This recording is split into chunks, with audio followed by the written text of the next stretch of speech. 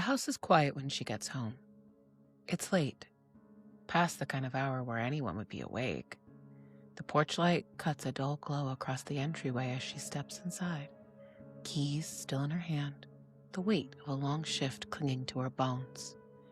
Everything looks normal, but something isn't right. Maybe it's the silence. Maybe it's the feeling you get before you can explain it. She moves further into the house, and then movement. A man steps out of the darkness. He's holding a hammer. No warning, no hesitation. He comes straight at her. What he doesn't know, what he couldn't have planned for, is the woman he just attacked has spent years in emergency rooms, watching people fight to stay alive. And she's about to do the same. Because this isn't a robbery. He didn't come to scare her. He came to kill her. He just didn't know who she was. And before this night is over, one of them will be dead. I'm Brittany Ransom, and this is When Killers Get Caught, a podcast where I examine the people, the psychology, and the moments that lead to the most extreme acts of violence, and what happens when silence finally breaks. This is a story about Susan Kuhnhausen, about survival, and the night a killer chose the wrong victim. This week, I needed to talk about someone like Susan. Over the course of the past few weeks in America, there have been a host of violent crimes against women, husbands killing wives, fathers killing 8 of their own children, and I just needed to tell the story about someone who made it out.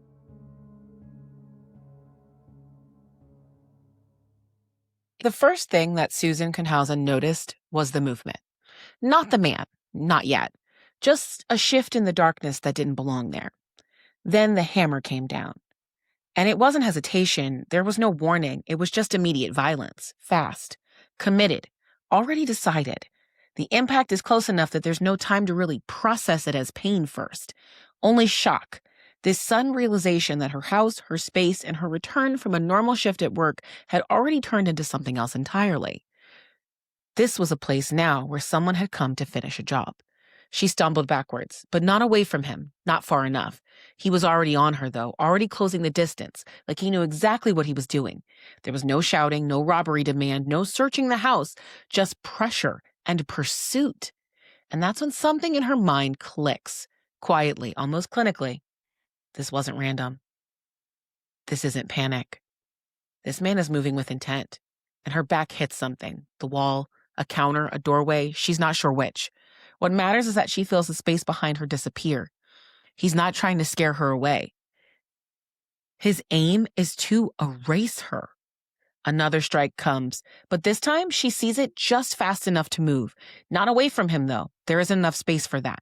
But through it, forward, close enough that the swing loses force, close enough that she can feel the air of the hammer pass her face. Her ER training doesn't announce itself. It's like a memory, like recognition. She knows what violence looks like when it's controlled, when it's purposeful, when someone is trying to stop a body from responding. And this man is not improvising. He is continuing, which means something else. He's not going to stop just because Susan asked him to, not because she resists, or not because she survived that first hit. There will be no negotiations here, only an outcome. Her hands come up, not in panic, but structure. Positioning, distance. She's not thinking from a place of fear anymore. She's thinking about anatomy, leverage, what holds and what gives on the human body. She reads him the way she reads her patients who are slipping away in the ER. Their breathing patterns, weight distribution, the way that aggression burns oxygen faster than it can be replaced. The man in front of her is strong, but no man is limitless. And he's already escalating. That tells her something else she knows too well. People like this run hot, but not long. They commit hard and then burn out. The question is whether she can survive the beginning part of the attack. Another impact lands, but this time less clean. A glancing blow, enough to force her down to one knee, though. That's when something changes. Not outside, but inside of Susan. The fear, it's still there, but it's changing shape. It stopped becoming panic, and she feels clarity. a narrowing of focus. The world reduced to distance, pressure, timing. Survival doesn't feel loud. It feels precise. And she moves in again, not away from him. In close quarters, that hammer loses its effectiveness immediately. Susan pushes even closer, close enough that the space becomes something she can control instead of something he can use. It's not strength that decides this moment. It is proximity, awkward angles, and broken rhythm. He tries to reset, to lift the hammer again, but now he has to adjust. And that fraction of hesitation means everything. Susan's arms are already there, locked. Not striking, not flailing, controlling. The struggle is not cinematic. It's tight and grinding and suffocating in its closeness. Bodies collapse into each other, onto the floor, each trying to become the one that decides what happens next. The hammer shifts in his grip, dangerous still, but less clean, less certain. She feels his breathing now, fast, overloaded. He's still trying, but his commitment is starting to cost him his control. And in that moment, something else from the ER surfaces. Not emotion or fear, but assessment. Everyone has a pain tolerance. And people break in predictable ways. Not instantly, not evenly, but there is a threshold where the human body will stop cooperating with intention. Susan adjusts her grip on him. Not stronger, smarter. She angles him, takes away his balance, trying to overpower him. He stumbles half a step, then another. That's when she gets it, the opening. The chokehold isn't beautiful like an action movie, and it's definitely not clean. This is messy, desperate, and final in the way that people who have been in a real fight understand. Her arms lock in. Not a perfect technique, but it's enough. Enough to stop his forward motion, enough to cut off the rhythm he was relying on, enough to turn his aggression into something that has nowhere to go. He reacts, like most people would in this situation, thrashing, pulling, trying to use the hammer to hit her. But the space he had to swing that hammer, it's all gone now. There's no room. He can't generate any force. It's just resistance and pressure and the slow collapse of control. And Susan's voice is in his ear now. Not shaking, not pleading, flat, controlled. You don't have to die here, she says. A pause, a shift, then quieter. Tell me who sent you, and I will call you an ambulance. Something changes in him when she says that. Not surrender, not yet, but recognition that this is not going the way he planned. The struggle slows down, not because it's ending, but because her attacker is drained, because the body cannot sustain this level of output forever, because oxygen became a limit. Second stretch, and then stretch again, and then nothing really sharp. No final movement of resistance, just a release that happens all at once, like a switch being turned off instead of a door being closed. The silence arrives in pieces. First, the absence of impact, then the absence of struggle. Then the realization that the weight in her arms is no longer fighting back. He decided to keep his silence in exchange for his life. Susan stays still for a moment longer than she needs to. Not because she doubts what has happened, but because choking someone isn't like in the movies. And if he wakes up, he'll come for her again. Only when she is certain that he is gone does she let go. The house is quiet again. But it's not the same quiet it was before. And this time, nothing will ever be the same again. Susan survived. Her attacker did not. The moment the struggle ends, things don't return to normal. It shifts into something colder and procedural. Somewhere in the silence that follows, Susan will make the call. 911. Her voice steady in a way that doesn't really match what just happened in her living room. She's not screaming or crying or rambling. She reports it in the way that someone who is trained in emergencies reports anything else, direct, clipped, and controlled. There was an intruder. He is down. You need to send help. And then she waits. By the time the police arrive, they are not walking into uncertainty. They walk straight into a contradiction. The call that they received suggested a victim, a woman who was in danger, a break-in that had gone wrong. What they find inside the house refuses to fit neatly into that description. The front door is intact. There's no sign of forced entry that would explain chaos at a distance. Nothing suggests a burglary that's spiraled out of control. Instead, the disorder is concentrated, contained in just one small area of the home, as if the entire event unfolded in a tight, violent orbit and didn't go anywhere else. And in that space, they find him. The intruder is already dead. A man later identified as Ed Haffey lies where the struggle ended, his body positioned not like someone who had been searching a house, but someone who had been fully engaged in a final physical confrontation. Nearby, the investigators document the hammer. It's no longer an active weapon, but it still carries the weight of its intent. The presence anchors the entire scene. Nothing about this looks random to the initial police officers.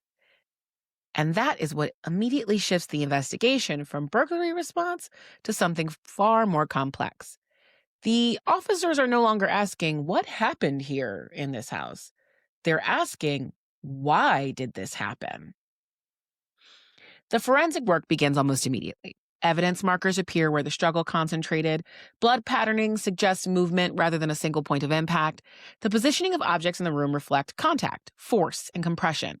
Signs of a close-quarters fight rather than a distant attack. There are no signs that Susan was restrained in any conventional sense. She doesn't have any marks on her arms, no evidence of prolonged captivity.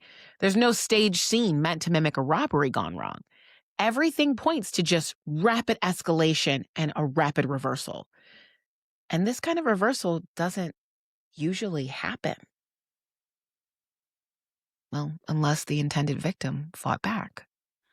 When Susan is separated from the scene for questioning, she's not treated as a suspect in the traditional sense. But she is still processed through the machinery of investigation. Statements are taken, timelines reconstructed, her injuries documented. And while Susan won, she was very much injured. Reports stated she sustained significant blunt force trauma from the hammer in the beginning of the attack. She had multiple face and head injuries, as well as soft tissue trauma from the fight on the ground. Susan had just fought through the pain. What emerges is something investigators don't often see. The story actually holds up, not because it's simple. Every physical detail inside the home aligns, though. There is a break-in, a violent confrontation, a struggle that ended with the intruder dead and the homeowner still standing. But even as that part becomes clear, another question takes shape in the background of every single report, every interview, every note passed between detectives. We know this wasn't random, and we know it wasn't opportunistic. We know that someone chose this house, this woman, and this moment, and we know they failed. So as they process the scene and the evidence gets collected, there's just this question repeatedly echoed beneath all the technical jargon and procedural steps. Who breaks into a house to kill a nurse and fails? Before the investigation can move forward, before the names and motives and paper trails begin to surface, detectives are trying to understand one thing clearly. Who is this woman at the center of all this? Her name is Susan Kuhnhausen, and on paper, she definitely doesn't fit the profile of someone who ends a violent home invasion by surviving it, let alone winning it. There isn't a lot about Susan's early life. After this entire situation went down, she saw no reason to write a book or really continue her story. She just wanted people to know that you could fight back, that you could survive. And Susan wasn't a fighter by profession. She wasn't law enforcement, never military, no background in violence, no documented history that could suggest she had trained for this kind of a physical confrontation of that level. Susan is a nurse, an emergency room nurse to be exact, which in a different way does change things. Because ER work doesn't teach violence, but you are exposed to it on a daily basis. And what it does teach people is what things look like under stress, what the bodies look like under stress, what panic looks like when it shifts into something physical, what happens when someone is running out of time and oxygen and control. The ER teaches patterns most people never have to recognize in real time. And it taught Susan something quieter than that. Through her work, Susan saw how people break. She had spent years in that environment, watching strangers arrive at the worst moments in their lives, learning how quickly situations can escalate, how fast control can disappear, and how fragile the line is between stable and gone. So when she walked into her home that night, she may not have been expecting violence, but she was able to recognize it right away. And that distinction probably saved her life, because nothing about Susan suggests she should have been able to withstand what happened next. Nothing about her could predict the outcome the investigators are now trying to reconstruct from blood patterns and broken motion and interrupted force. Susan was not bigger than her attacker. She was not stronger in any conventional sense, had no training in combat. But she understood something he didn't account for. Violence is not just strength. It is endurance. It is decision-making under distress. It is who can continue functioning after the moment should have ended them. And Susan does not stop functioning. And that's the part that doesn't fit neatly into the story of a victim, because victims often don't get a final say in how their story ends. But Susan did. She didn't just survive, she ended it. And the space between survival and control is what the investigators have to make sense of as they begin to understand exactly what happened in that house. And what about the man, now zipped inside a body bag on the floor of a Portland home? Before police can understand why he was there, they kind of need to look into who he is. And his name was Ed Haffey. On the surface, he did not look like someone you would associate with an organized murder for hire. But his history told a much different story than an appearance ever could. Ed was not new to violence. Records and reporting describe a man with a criminal backstory that included a multitude of serious offenses, including prior involvement in violent and conspiratorial activity. He wasn't unfamiliar with the system, and he wasn't naive about the consequences. This was not someone who stumbled into the wrong place at the wrong time. And that changed things for the police, too, because they had always suspected that Ed's participation was not random, because there had been no evidence of the burglary, no indication of an opportunistic target. Instead, what began to emerge is a pattern that investigators would describe as deliberate, planned, selected, and executed. This was a job. At the center of that investigation is something that stands out, even in a case already defined by violence: a handwritten list in Ed's pocket. Reporters called it a death list. There were names, targets, instructions that did not belong in the context of theft or impulse. The existence of that list reframed everything about Haffey's presence in the house. It wasn't about taking anything. This was about removing someone. And Susan Kuhnhausen's name was on that list. So now investigators needed to reconstruct his final moments. They were sure that this was a contract killing. They just needed to figure out who wanted Susan dead and why. At first, the scene raised more questions than answers. The investigators working the home of Susan were not just documenting a violent encounter. They were trying to reverse engineer it. And in that sense, every detail becomes a thread. And every thread has to lead somewhere, right? And at the center of this, they keep coming back to the same question. Why her? Why Susan? So they start with the basics. Money? Was this a robbery that escalated? Nothing had been touched in the home. Nothing had even been opened searching for valuables. No ransacking. So that thread ended quickly. Then the connections. What people know her routine? Who knows that she comes home after very long shifts and would be tired? Who knows the layout of her life well enough to put someone like Ed Haffey inside of it? So the investigation shifts from the house to outside the house. Detectives start mapping relationships, and they start with the immediate circle: friends, coworkers, acquaintances, and family. And that's where the pattern shifts. Because while the attack itself looks like just chaos in motion, what little they can reconstruct does suggest familiarity, access, timing, and confidence that their target would be exactly where she was supposed to be and when she was supposed to be there. And that kind of certainty can't come from a stranger. This is about proximity. And as the investigators dig deeper, they begin to trace financial and personal strain in Susan's life. Friction points that explain motive. if this were domestic in nature. The conversations that they have on file get re-examined. Relationships are now reviewed under a different light. And then the divorce proceedings come out and are included in the timeline. They double-check insurance policies. Paperwork that seemed routine now becomes a potential motive structure. And without anybody saying it out loud at first, the focus shifts. Because now it's not who would do this. It becomes who will benefit from Susan's death? Who would gain control, financially or personally, if she didn't survive? And then even more settling, who had enough access to Susan to make it look like it was something else? The early assumption that it was a random act of violence, that disappears immediately. But still, no one wants to say it directly yet. It's not in the initial reports, not in the early interviews, not in the room where the detectives are still sorting possibility from evidence.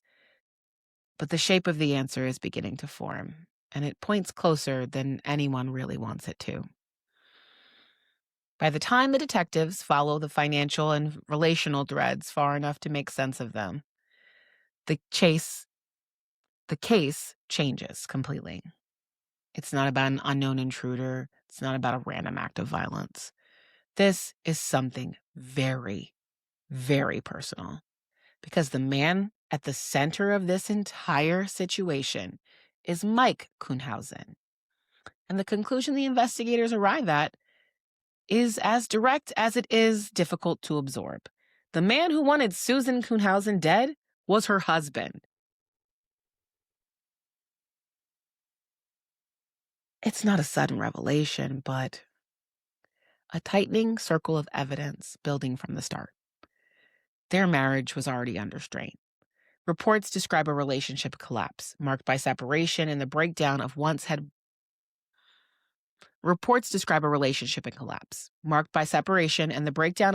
had once been shared stability. Divorce was not really a possibility. Susan had already put it in motion, and where a marriage ends, financial questions begin. Property, assets, insurance, the practical architecture of separation that turns emotional rupture into legal and economic consequences. And the investigators start mapping those consequences against the timing. What remains if Susan were gone? Who gets to control what was left? And that line of inquiry brings into focus the elements that transform suspicion into theory. Life insurance policies, shared property, and the slow unraveling of a relationship where separation doesn't always mean detachment. But the money alone doesn't fully explain what the investigators uncover. There's something else embedded in this pattern: control. Witness accounts and contextual evidence begin to paint a picture of a relationship where separation may not have meant acceptance, and where divorce did not equal distance. The idea of losing access financially, emotionally, and structurally may have carried a weight far greater than the law allowed to resolve cleanly. And when that control was threatened, the motive became something else entirely. Not logical, just a reaction.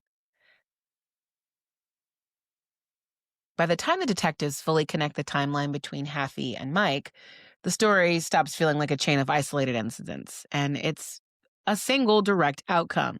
One man was hired, one target was selected, one life was intended to be ended quietly enough that no one would question it. But instead of silence, the plan left behind something else: a survivor and a truth that could not stay buried. When the focus shifted to Mike Kuhnhausen, the investigation stopped being speculative, and it became about documenting as much as they could about his life and his behavior. Because the truth left a trail here. Not emotional and not psychological, but the financial was massive. The first hard link came through money, specifically a payment reported of $5,000, a figure that in isolation probably seems ambiguous. But in context, the $5,000 payment between Ed Haffey and Mike Kuhnhausen looks like a murder-for-hire payment. And see, Haffey wasn't just drifting towards Susan's home. He knew exactly where she lived. The relationship between these two men became a focal point of the case. Investigators began reconstructing how that connection formed. All of their communication, opportunity, prior association, every piece adding more weight to the theory that this wasn't spontaneous. But the paper trail doesn't announce itself too loudly. It builds gradually. They find fragments, little financial records here, behavioral inconsistencies, timelines that at first looked coincidental but really weren't. Every new document they find tightens the frame around what happened there. And then the physical evidence starts to match. There are statements from witnesses, involved parties, compared against forensic findings from the scene. The timeline of when Susan would come home, the intrusion, the short, violent duration of the struggle, the lack of theft, the specificity of the encounter. Investigators connect the dots, and the case moves from suspicion to action. Interviews intensify. They begin to subpoena records. Financial activity is examined in closer detail, going back years. The structure of the plot, once theoretical, is now very real. And then they cross the threshold. The arrest that follows is not very dramatic. No one is surprised. I mean, we all say it all the time. It's usually the husband. But the police have a lot of evidence. Financial, relational, forensic, testimonial. By the time they actually arrest him, they already have the outline of the case in place.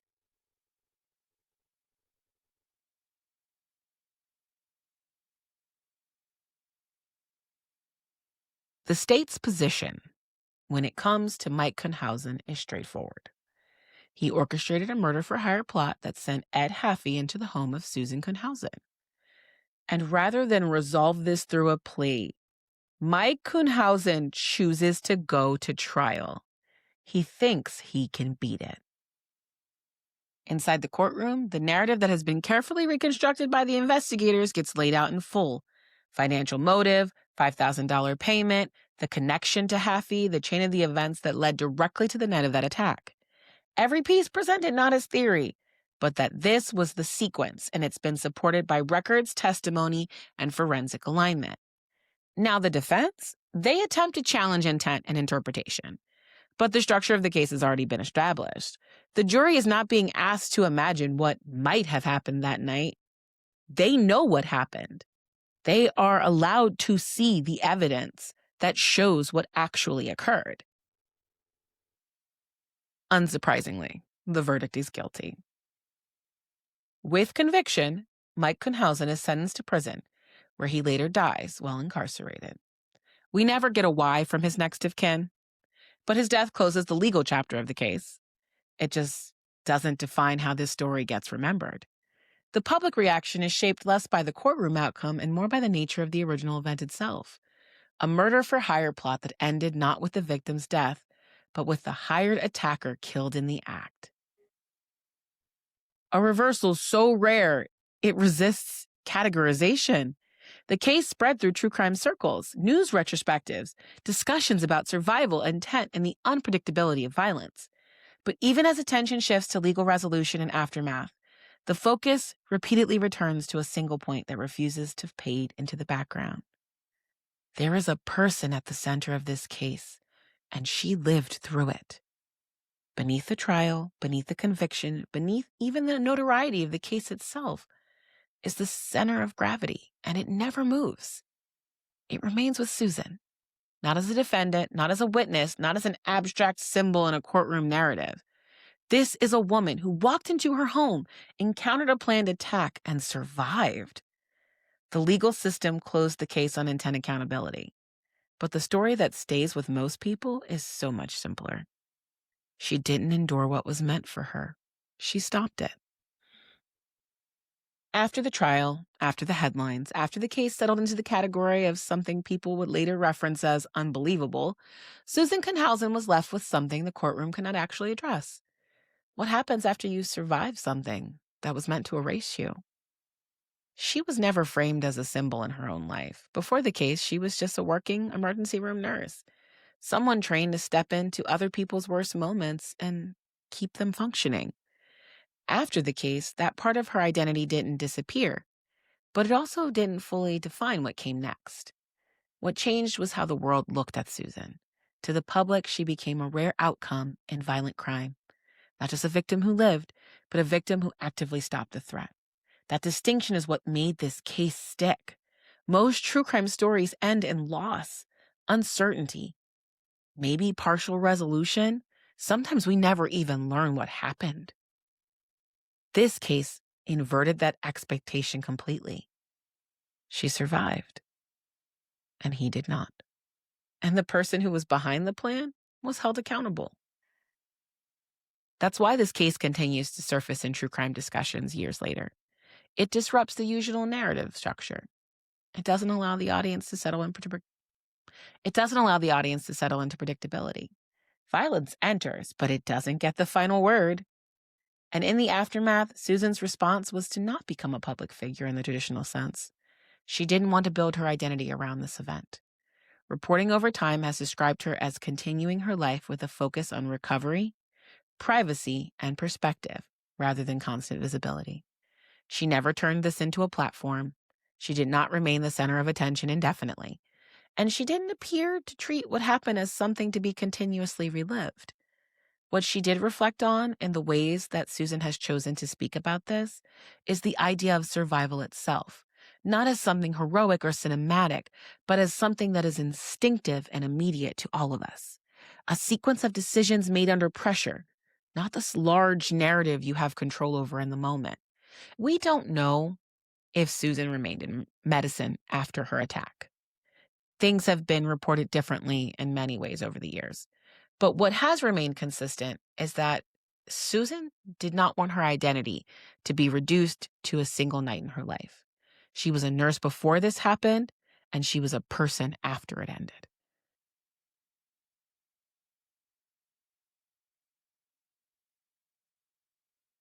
It started in silence.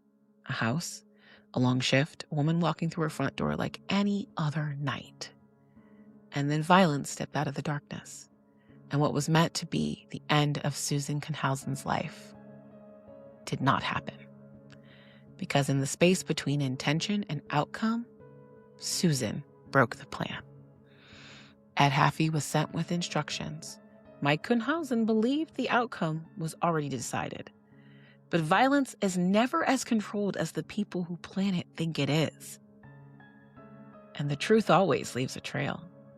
Financial records, connections, a moment of hesitation, and a decision that doesn't quite hold up under light. And when investigators followed that trail all the way back to the source, what they found wasn't chaos, it was intent. And when intent met reality inside that house, it didn't go the way it was supposed to. Because they planned for absolutely everything except understanding the kind of woman that Susan really is. Or maybe it's something simpler than that. Haffey thought she'd be easy to kill, and that's why he lost. I'm Brittany Ransom, and this is When Killers Get Caught. I want to leave you with one final statement from Susan Kuhnhausen. She would later be quoted as saying, "You don't rise to the occasion. You fall back on what you already know." And what Susan knew? She knew how to survive.